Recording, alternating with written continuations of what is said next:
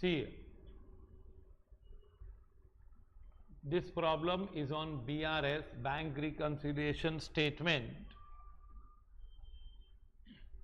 5 marks, but the problem is that you have to prepare reconciliation 2 times. Now our solution will be slightly different from the solution given by ICAI. ICAI का जो solution है उससे थोड़ा हमारा difference रहेगा. Okay, अब वो कौन सही है कौन गलत है आप डिसाइड करना अंत में. From the following information supplied by Mr. D, prepare bank reconciliation statement as on 31st March 2025 after amending cash on that date. It should be actually after amending cash book. Okay, ये amendment तो cash book में होती है, cash book में नहीं, cash book में amendment होती है. नाउ सी हियर, ये क्या है अमेंडेड कैश बुक का कंसेप्ट क्या है सुनो.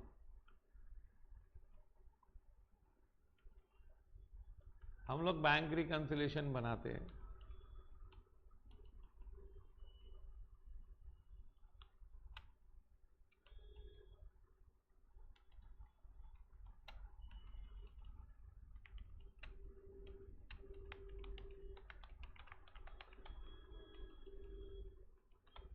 बैंक रिकंसिलेशन स्टेटमेंट बनाते हैं हम लोग. शुरू करते हैं बैलेंस या OD as per cash book और एंड होता है क्या बैलेंस और ओडी एज पर पासबुक.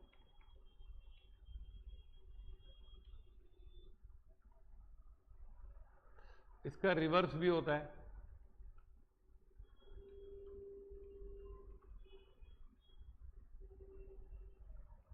ऐसे भी बनता है बैलेंस और ओडी एज पर पासबुक और एंड यहां पर होता है.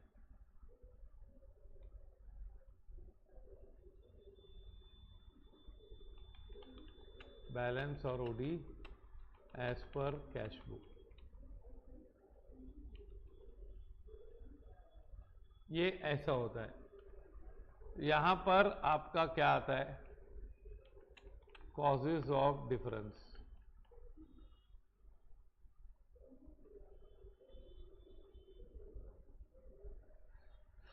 यहां पर कॉजेज ऑफ डिफरेंस आता है.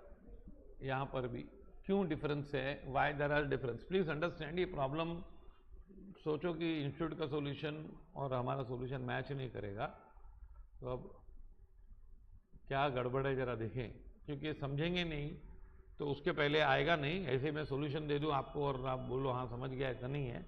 और एक प्रॉब्लम करने से हमारे को 10 प्रॉब्लम की तैयारी हो जानी चाहिए, ऐसी पढ़ाई होनी चाहिए. अब ये कॉजेज ऑफ डिफरेंस होते हैं ना, वो 2 टाइप के होते हैं. एक तो होते हैं जो ए कॉजेज होते हैं, एंट्रीज पेंडिंग और to be rectified in cash book. मतलब कुछ एंट्रीज कैश बुक के कारण होती है, जैसे interest credited by bank but not recorded in cash book. तो ये इंटरेस्ट क्रेडिट हुआ है बैंक में लेकिन कैश बुक में रिकॉर्ड नहीं हुआ है. तो नहीं हुआ रिकॉर्ड तो कैश बुक की जिम्मेदारी है रिकॉर्ड करना, आप पासबुक ने तो कर दिया. दूसरे होते हैं एंट्रीज पेंडिंग और to be rectified in passbook, जैसे cheque issued and entered in cash book but no entry in passbook. तो ये ना पासबुक वाले को एंट्री करना है। अभी टाइप ए में भी बहुत सारे एग्जाम्पल दिए जा सकते हैं, पर यहां पे टाइप ए में क्या है, कॉमन बात क्या है कि कैश बुक में एंट्री करना बाकी है, पासबुक सही है। यहां पर कैश बुक हो चुका है सही, पासबुक में पेंडिंग एंट्री है ना। ये जो ए वाले हैं ना, इसको हम बोलते हैं क्या, रिमूवेबल कॉजेस। क्या बोलते हैं हम, रिमूवेबल कॉजेस। और इसको बोलते हैं क्या, मतलब हम कुछ नहीं कर सकते, कैश बुक में कुछ नहीं कर सकते आप। इसमें कैश बुक ने अपना काम कर लिया, पासबुक का काम बाकी है। यहां पे पासबुक ने काम कर दिया, कैश बुक का काम बाकी है, तो वो हम रिमूव कर सकते हैं, रिमूवेबल कॉजेस। तो ये दो टाइप की एंट्रीज होती है। अब देखो क्या होता है, ये कैश बुक होता है, ये पासबुक होता है। अगर हम यहां से जाएंगे तो कॉजेस होते हैं रिमूवेबल प्लस नॉट रिमूवेबल, मतलब कुछ कैश बुक की गलती है और कुछ पासबुक की गलती है। अब ये पॉइंट है, समझो हम इसको बोलते हैं पॉइंट P, और ये पॉइंट है Q।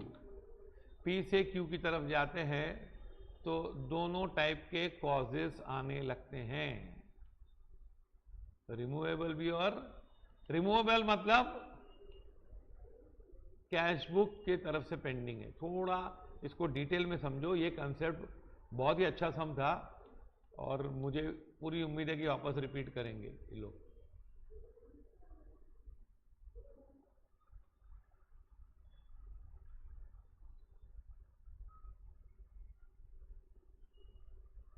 अब आप क्या करते हो, आप बनाते हो amended cash book. It shows, it make entries to pending in cash book और to be rectified in cash book,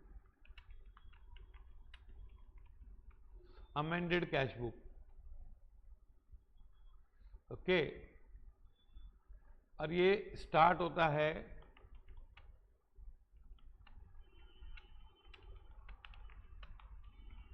फिर यहां पर हमारे पास क्या मिलता है हमको, R पॉइंट पे amended balance as per cash book. तो इसमें क्या होता है कि हमने जो ट्रांजैक्शन रिमूव करने थे,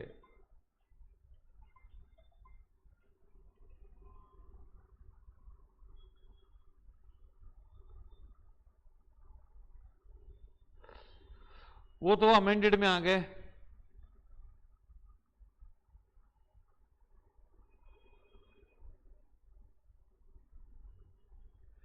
ओके, अभी आप क्या करो, यहां से यहां रिकंसिलेशन बनाओ, तो ये आपका नया रिकंसिलेशन बनेगा, ये आपका नया रिकंसिलेशन बनेगा। ये होगा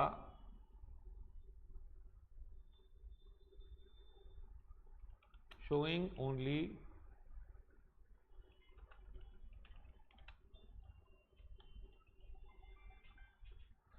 see here amended cash book start with balance as per cash book,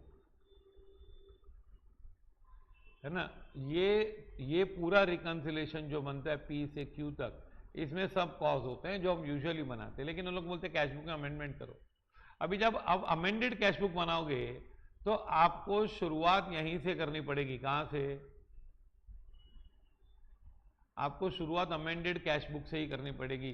तो जब भी प्रॉब्लम में अमेंडेड कैश बुक पूछा जाता है तो ये लोग बैलेंस या OD as per cash book देते हैं, क्योंकि हमको पूरा रिकंसिलेशन, हमको कैश बुक अमेंड करनी होती है, तो उसके लिए हमको कैश बुक का बैलेंस चाहिए होता है, उसके आगे हम लेके जाते हैं। तो हमको शुरुआत हमेशा किससे दिया होता है ना? तो इसमें क्या होता है, usually when a problem is on amended cash book, we are given bank balance or overdraft as per cash book. Okay, हमको दिया होता है कैश बुक का balance. Now in this problem we are required to prepare what? BRS, and we are given BRS. पहले तो हमको amended cash book करना है and BRS, but we are given balance as per passbook, that is OD balance. और अब problem देखो क्या है इसमें. देखो ये क्या होता है, हम कैश बुक बनाते हैं, सब लिख देते हैं, हमारी गलती, बैंक की गलती, सब यहाँ लिख देते हैं और ये बना देते हैं रिकंसिलेशन. ऐसे एक ब्रिज बनाए थे, तो ये लोग बोलते हैं नहीं नहीं भाई, जो कॉजेज है ना वो दो टाइप के होते हैं. कैश बुक में जो खत्म एंट्री करके कॉजेज को रिमूव कर सकते हैं, तो उसको रिमूवेबल कॉजेज बोलते हैं. तो हम लोग रिमूवेबल कॉजेज यहाँ लिख दें क्या? Okay, it makes entries pending in the cash book to be rectified. Okay, अब ये आपके पास amended R आ गया, amended cash balance आ गया है ना. इसको थोड़ा नीचे कर दे तो अच्छा दिखाई देगा. Okay, तो ये रिमूवेबल कॉजेज हम यहाँ जाते हैं, तो यहाँ से यहाँ जाने के ओनली नॉन रिमूवेबल कॉजेज होते हैं. लेकिन हमको प्रॉब्लम क्या होता है कि प्रॉब्लम ऐसे सम्स कहाँ से शुरू होते हैं? कैश बुक बैलेंस से. प्रॉब्लम है कि यहाँ पर पासबुक का बैलेंस दिया है और बोला कैश बुक अमेंड करो. अभी कैश बुक में अमेंड कैसे करूंगा जब मेरे को ओपनिंग बैलेंस ही नहीं पता है? तो आपको क्या करना है बताता हूं, सुनो. आपको शुरुआत यहां से करनी है, यहां से करके आपको कैश बुक का बैलेंस फाइंड करना है. पहला काम रिकंसिलेशन. फिर आपको जो जो गलतियां हैं कैश बुक में रेक्टिफाई हो सकती है वो कैश बुक में लिखनी है. फिर आपको अमेंडेड कैश बैलेंस जानना है और उसके बाद आपको फिर से बीआरएस बनाना है. तो आपको आने का है Q से P, Q to P, P to R, R to P, ऐसा बनाना है आपको.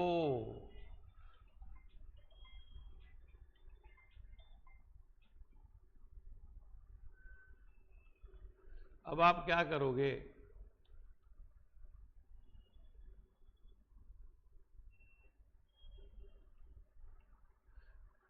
अब सुनो यहां पर, from the following information supplied prepare a bank reconciliation statement. Bank overdraft as per bank statement. यार ऊपर अमेंडेड बोल दिया तूने, और अमेंडेड बोलने के बाद बोलते पासबुक से शुरू कर. मैं कैश बुक अमेंड कैसे करूंगा? तो मैं बता रहा हूं क्या करना है, प्रॉब्लम कैसे सॉल्व करना है. सी, ये पहले आपको बनाना है बैंक रिकंसिलिएशन स्टेटमेंट.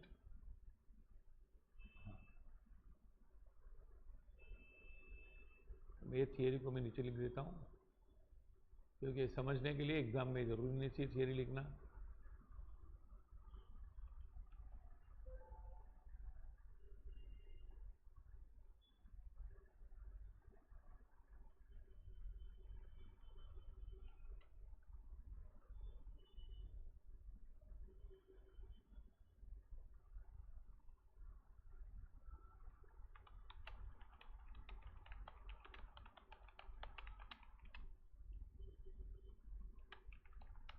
कभी डेट है 31 मार्च.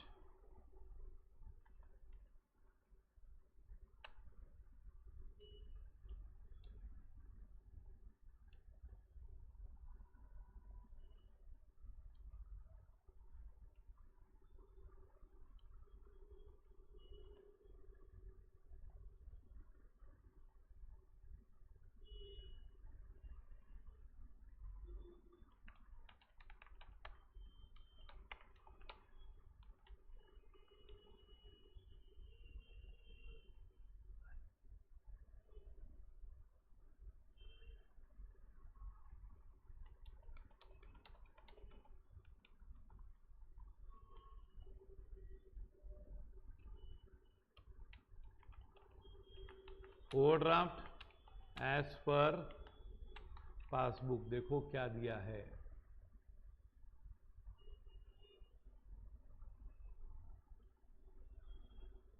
बैंक ओवरड्राफ्ट एज पर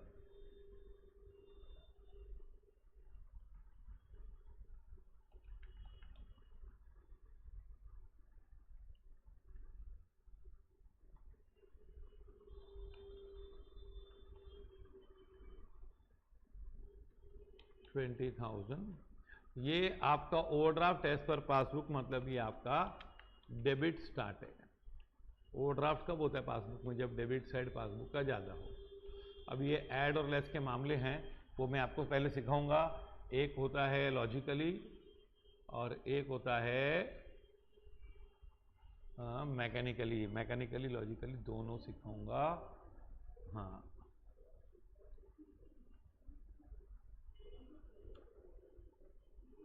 सी cheque issued but not presented for payment.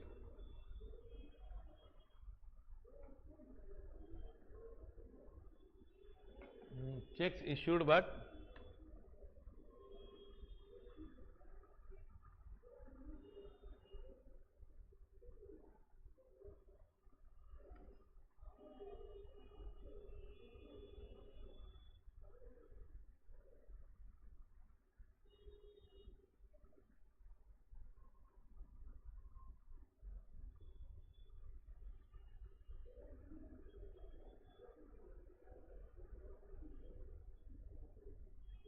Okay.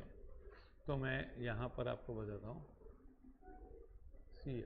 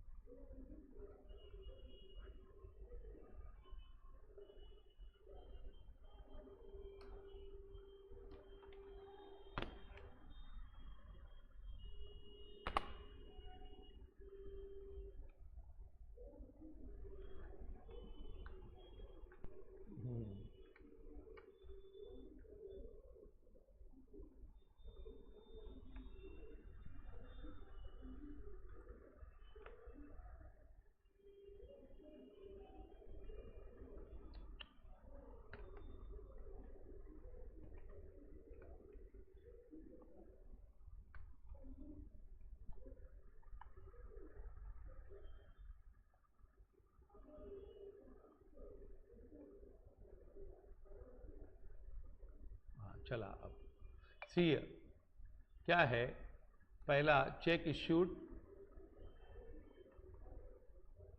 But not presented. अब ये ना कितने रुपए का चेक है? 11,000 का। तो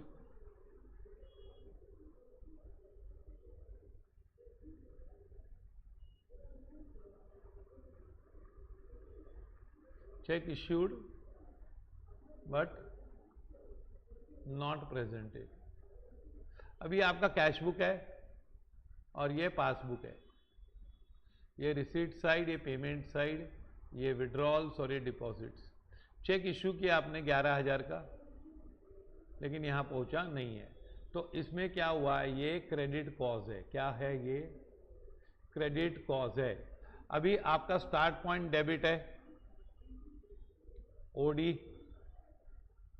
एज पर पासबुक, तो ये क्रेडिट कॉज आएगा, तो डेबिट और क्रेडिट होगा तो ये ऐड होगा, तो ये 11,000 रुपया आप ऐड करोगे। दूसरा मैं आपको बताता हूं, दूसरा मेथड, जब भी ऑपोजिट साइन होंगे तो ऐड करने का। और जैसे ओवरड्राफ्ट एज पर ओडी है एज पर पासबुक, तो ये हमेशा ही डेबिट रहेगा पूरे प्रॉब्लम में। जब आपको क्रेडिट कॉज आएंगे तो आप ऐड करोगे और डेबिट कॉज आएंगे तो आप लेस करोगे।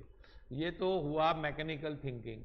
मैं आपको लॉजिकली बताऊं, देखो आपका कैश बुक ओवरड्राफ्ट है और पासबुक ओवरड्राफ्ट है। ओ मतलब ओवरड्राफ्ट। अभी आपने चेक इश्यू किया, तो चेक इश्यू करोगे ना, तो आपका कैश बुक का ओवरड्राफ्ट बढ़ जाएगा, चेक इश्यू से बढ़ जाएगा ना, उधार ओवरड्राफ्ट है, आप और इश्यू करोगे तो समझो दोनों बैलेंस सेम थे, ये दोनों सेम थे, cash book overdraft passbook overdraft दोनों सेम थे, आपने चेक इश्यू किया तो ये बढ़ गया, पर ये तो बढ़ा ही नहीं क्योंकि यहाँ पे तो चेक आए नहीं। अब आपको पासबुक से कैश बुक जाना है तो क्या करोगे, आप ऐड करोगे। देखो वापस बता दूं, cash book overdraft passbook overdraft दोनों सेम था, आपने चेक इश्यू किया, चेक इश्यू से क्या होता है, कैश बुक में हलचल होगी, हलचल क्या होगी, ओवरड्राफ्ट बढ़ जाएगा और पासबुक वहीं रुका रहेगा, तो ये क्या होगा, ऐड हो जाएगा। तो यहां पे आप लिख दो क्या,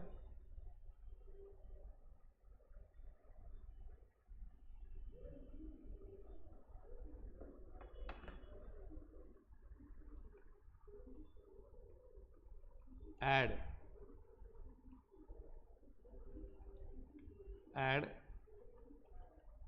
check issued but not presented for payment, ये 11,000 आप यहां लिख दोगे, पक्का। हाँ, अभी ये है ना, ये नॉट अमेंडेबल है, क्यों,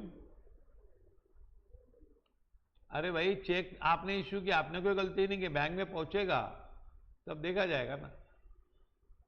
सेकंड है, third, cheque recorded in bank column of cash book but not sent to bank for collection, ये क्या है, चेक आपने क्या किया है,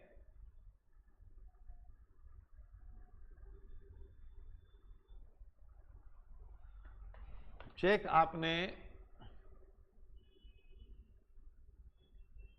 एंटर किया है, ये कैश बुक और ये passbook, 3,000 cash column bank column, यहां पे आपने 3,000 लिखा है, लेकिन बैंक में भेजना ही भूल गए, आपको भेजना चाहिए था और पासबुक वाले यहां पर लिखते बाद में क्रेडिट करते, लेकिन ये नहीं हुआ है, तो ये आपका डेबिट कॉज है, क्या है, डेबिट कॉज है, और स्टार्ट पॉइंट आपका डेबिट है, कॉज भी आपका डेबिट है, तो क्या होगा, आंसर लेस आएगा, ऑपोजिट साइन मैंने बताया है ना। आपने यहां पे एंट्री की है डेबिट में, क्रेडिट मिला ही नहीं क्योंकि चेक तो भेजा ही नहीं, तो बैंक कहां से क्रेडिट करेगा, आपने, आपका गलती है ये।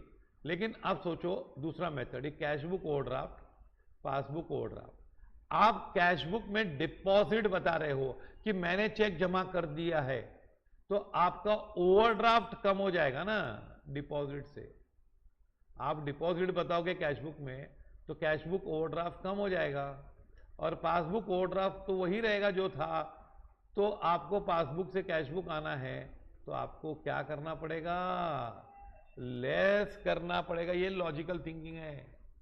हाँ, ये बहुत ही बढ़िया समय है। हाँ, तो आप लेस करोगे, आपकी गलती है ना, आपने भेजा ही नहीं चेक, तो आप 6-7 लाइन लिख के देख लो, लेस क्या, चेक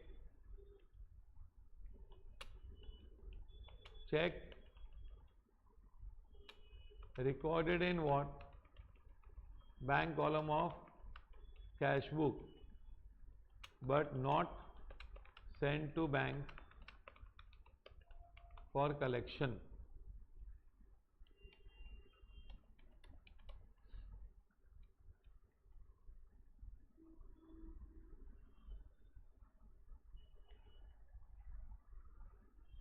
अब ये है ना, ये आपकी गलती है, देखो आपने चेक जमा कर दिया होता बैंक में और बैंक ने क्रेडिट नहीं किया है तो बात अलग होती थी, पर आपको ये लिखना ही नहीं चाहिए था क्योंकि आपने चेक तो बैंक में भेजा ही नहीं, एक्चुअली आपको चेक बैंक में भेजना चाहिए और बाद में लिखना चाहिए, आपने लिख दिया, लेकिन तो ये क्या है, ये अमेंड करना चाहिए, अमेंडेबल, तो ए लिख दो, ये अमेंडेबल है, ये हमारी गलती है, कैश बुक में डेबिट साइड लिखना, हम इसको रेक्टिफाई कर सकते हैं। Payment receipt from customer directly in bank account, 6,000 रुपया, क्या है, क्या है इसमें,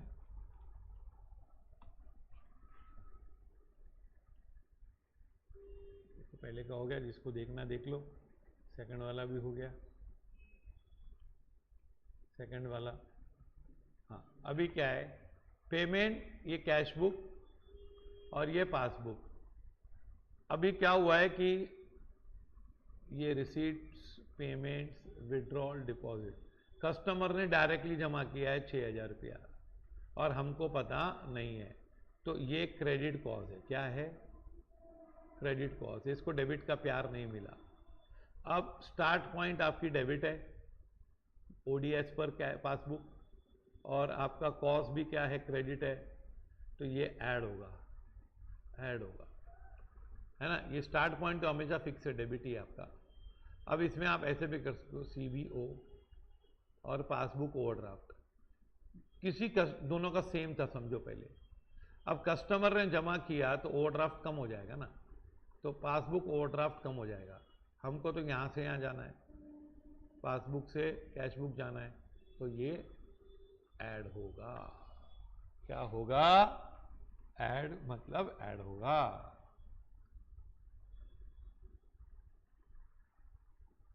तो अब क्या करोगे? ये भी रिमूवेबल है। Add what?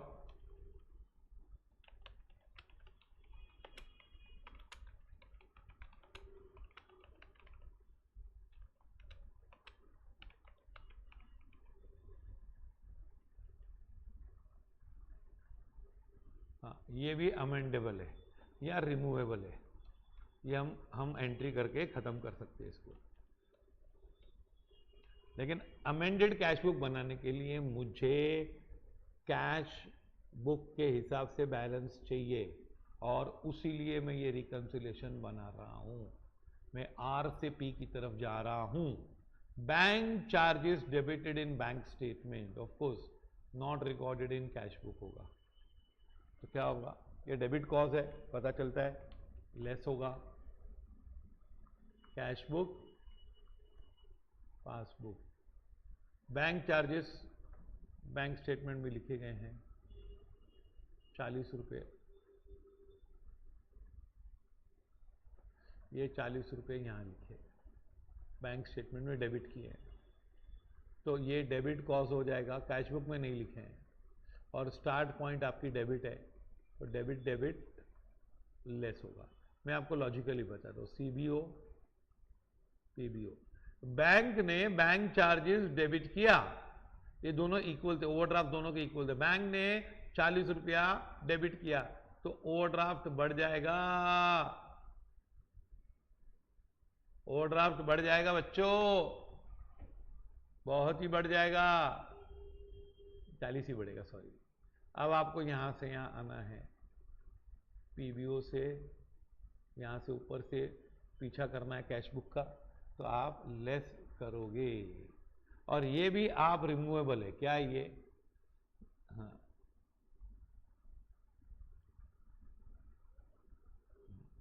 ये लेस होगा।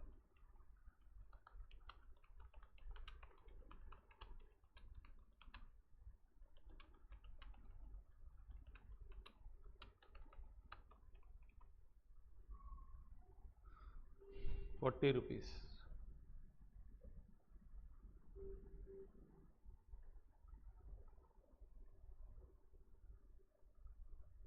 चलाओ, ठीक है।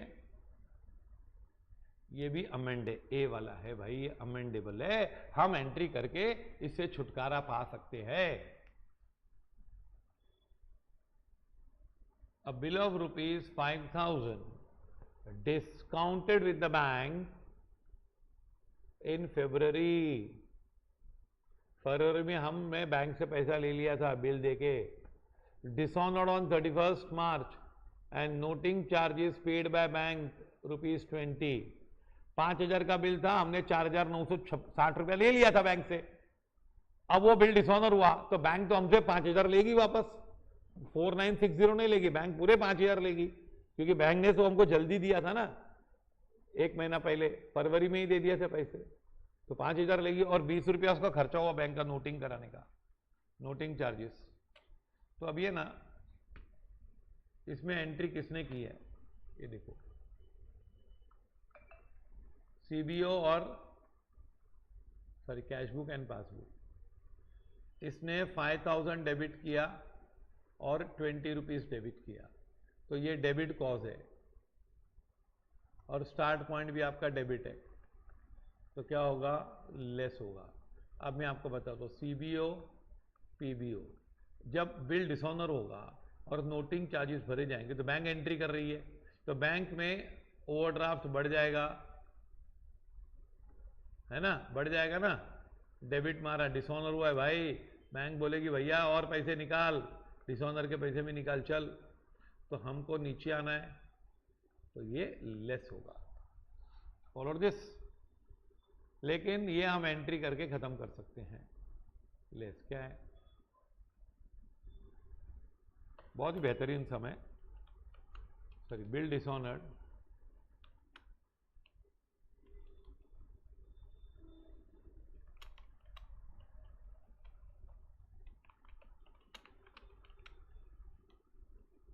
noting charges ₹20 paid by bank recorded in passbook but no entry in cash book 5020, पर ये हम एंट्री करके इसको खत्म कर सकते हैं, अमेंड कर सकते हैं।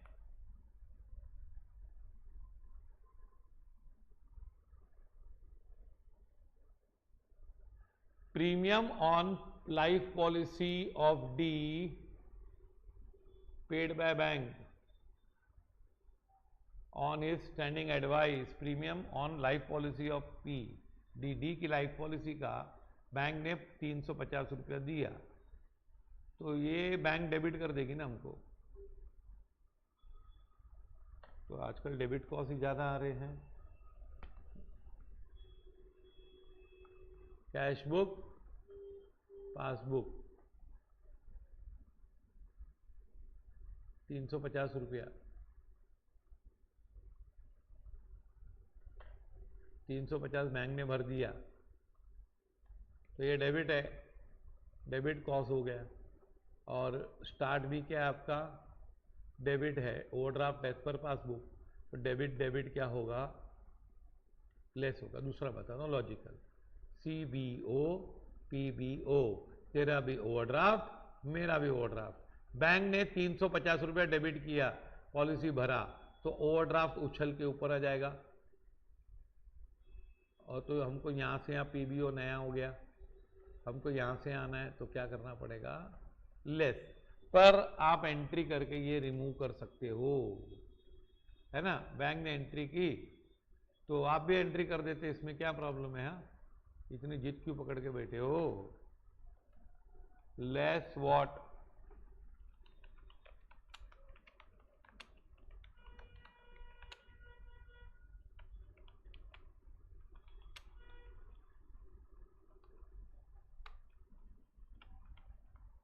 No entry in cash book, कितना रुपया, 350।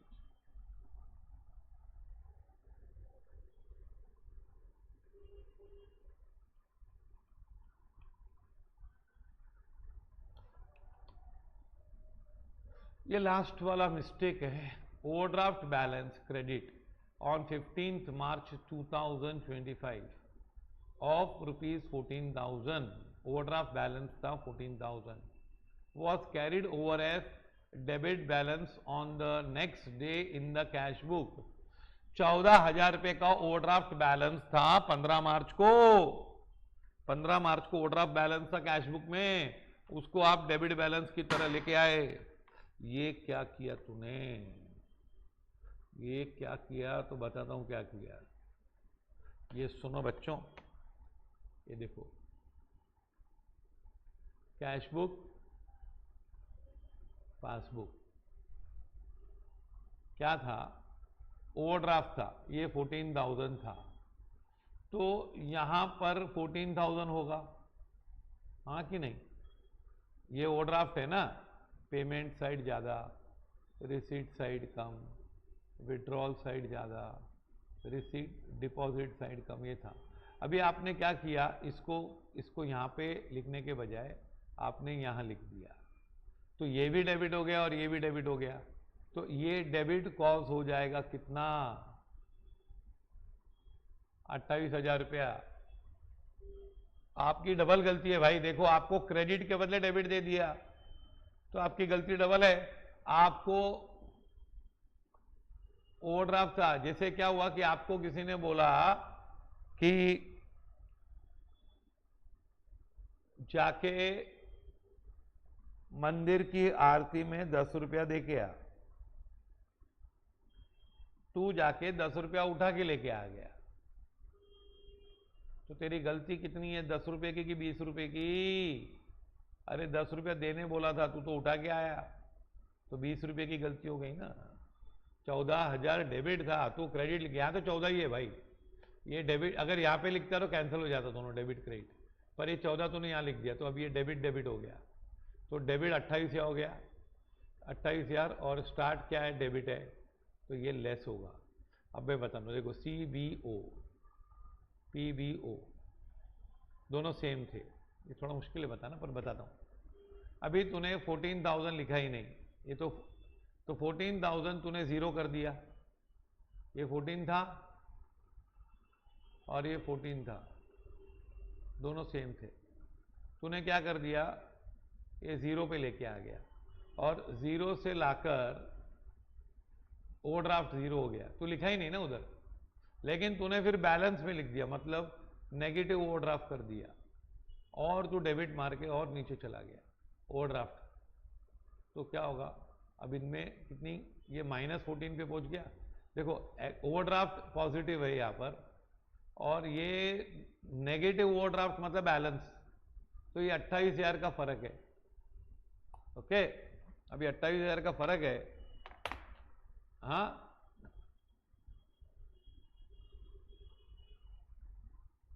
तो क्या करोगे,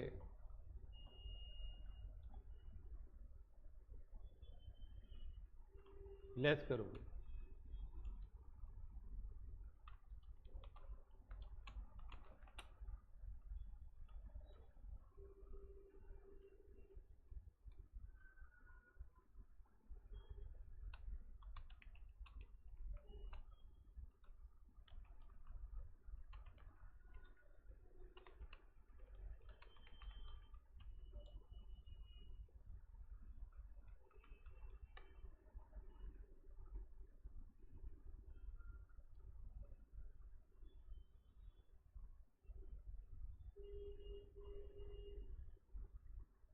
ओके, तो अब आप सॉल्यूशन देख लो। ये आप 17,000 ऐड कर दो,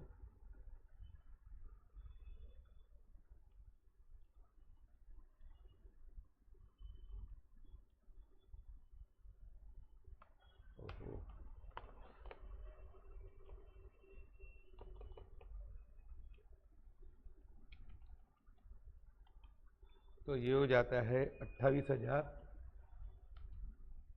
और ये सब ऐड कर दो आप।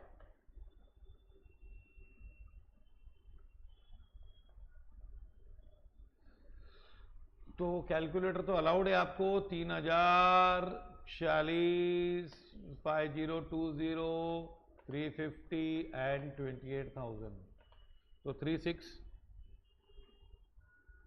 और एक एंट्री शायद हम भूल गए, check deposited into bank but not collected, वो भी लेस होगा। ये एंट्री हम भूल चुके हैं।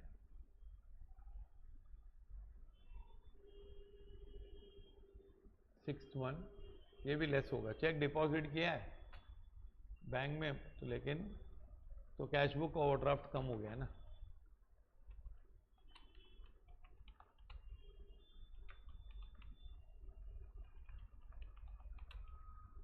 बैंक ने कलेक्ट नहीं किया है, तो ये 9,000, तो ये टोटल हो जाएगा 45,410। तो आपका है ना नेगेटिव आ रहा है, कितना, 17,000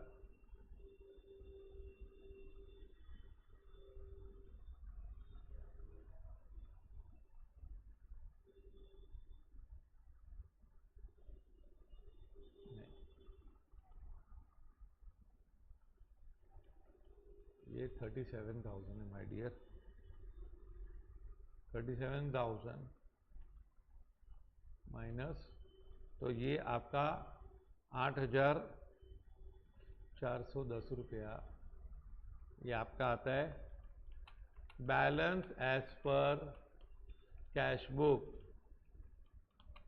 डेबिट बैलेंस नेगेटिव हो गया ना, ओवरड्राफ्ट नहीं आता है, balance as per cash book आ जाएगा।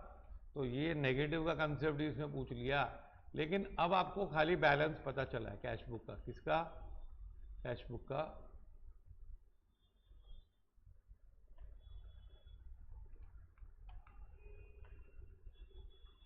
ये आपका बैंक रिकंसिलेशन बन गया।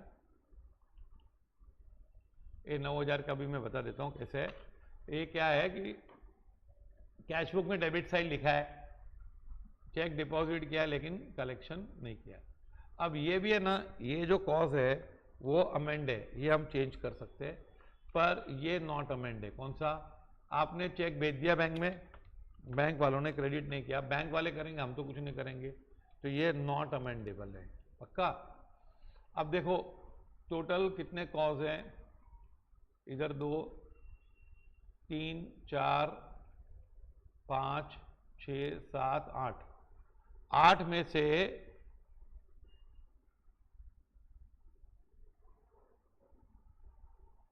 8 में से एक ऊपर अमेंडेबल, 2, 3, 4, ये भी अमेंडेबल है, कैश बुक में एंट्री हुई है, पासबुक में 6 अमेंडेबल है 8 में से। तो अभी हम अमेंडेड कैश बुक बना सकते हैं। हाँ, अमेंडेड कैश बुक की एंट्रीज बराबर की इंस्टीट्यूट ने, लेकिन ये देख लो,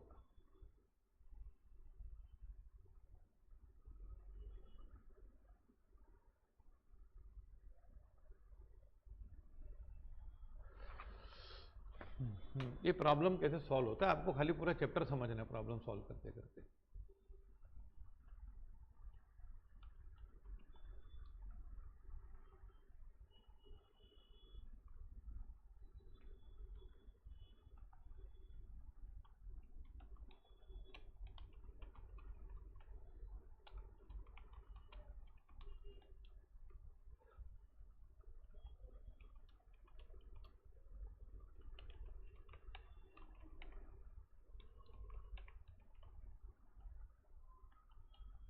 अब देखो क्या है, आप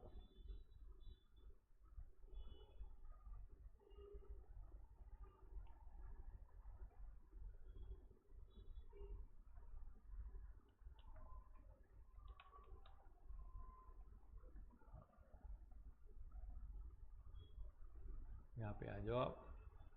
अब देखो दोनों, देखो बैंक ओवरड्राफ्ट तो छोड़ो, check issued but not presented, ये आप कुछ नहीं कर सकते। आपने चेक इश्यू किया, आप क्या कर सकते हो इसमें? हाँ, चेक्स रिकॉर्डेड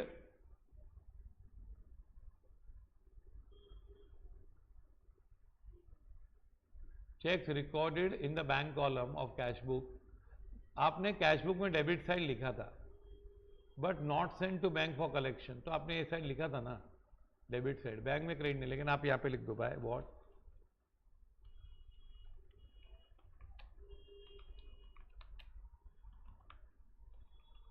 चेक डिपॉजिट को रिवर्स करो भाई। आपने बैंक में भेजा ही नहीं चेक, आपकी गलती है।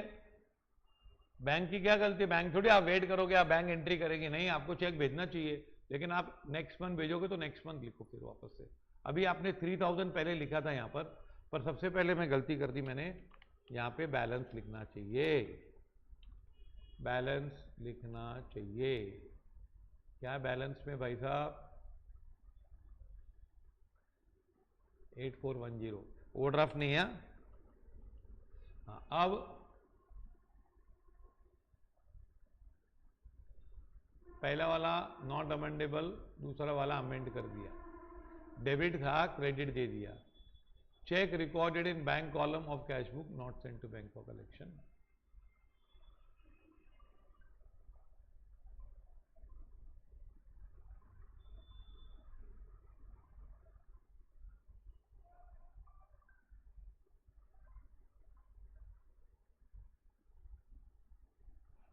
Check recorded in bank column of cash book, payment received from customer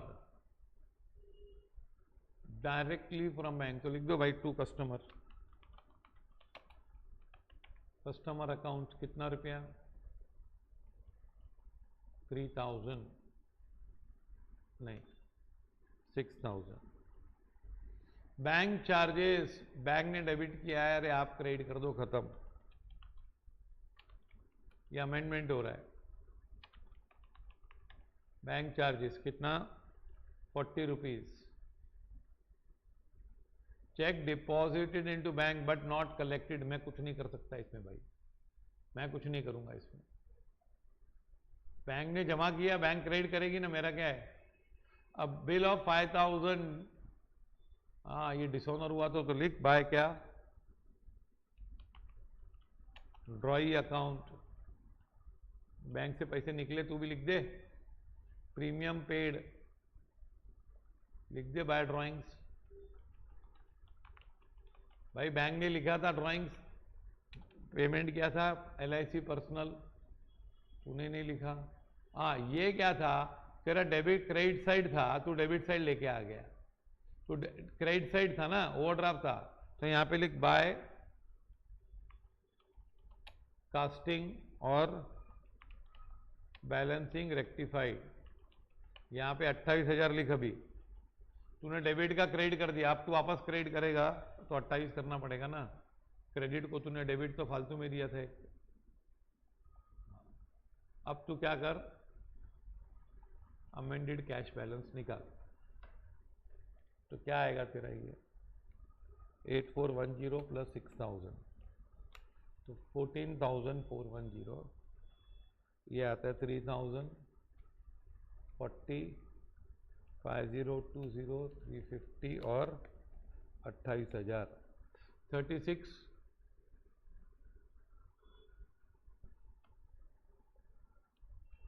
total, ये टोटल है। और अब आपका बैलेंस कितना आ रहा है,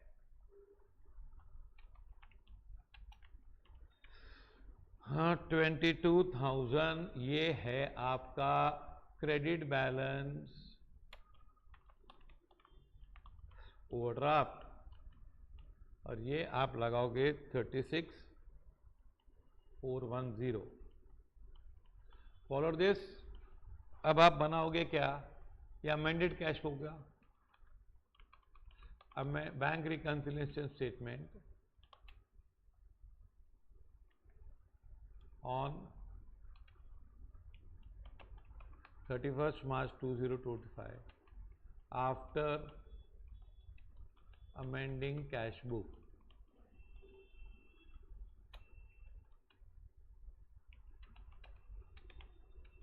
अब आप कहीं से भी शुरू करो, जैसे आपका शुरू किया है, overdraft as per cash book कितना रुपया था, ये आपका स्टार्ट हुआ क्रेडिट स्टार्ट। अब आपके जितने भी रिकंसिलिएशन में एंट्रीज आ रही थी, हाँ कौन सी, ये लो लिख दिया मैंने, निकल गया, ये ए वाले सब निकल गए।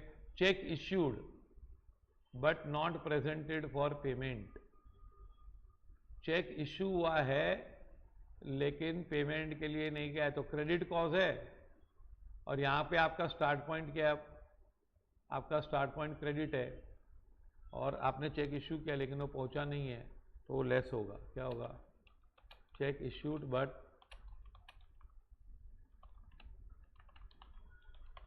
11,000 लेस होगा, और क्या आएगा,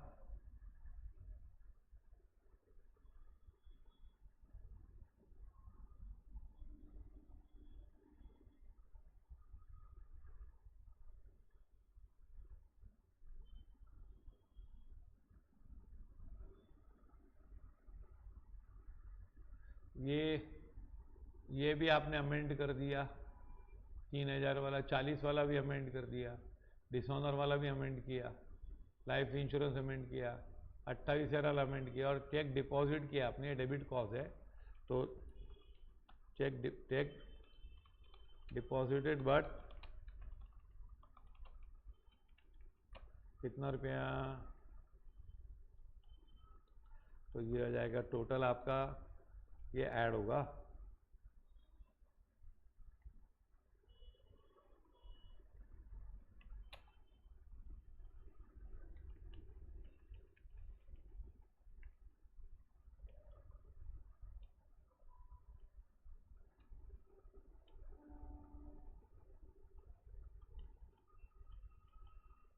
तो क्या करोगे,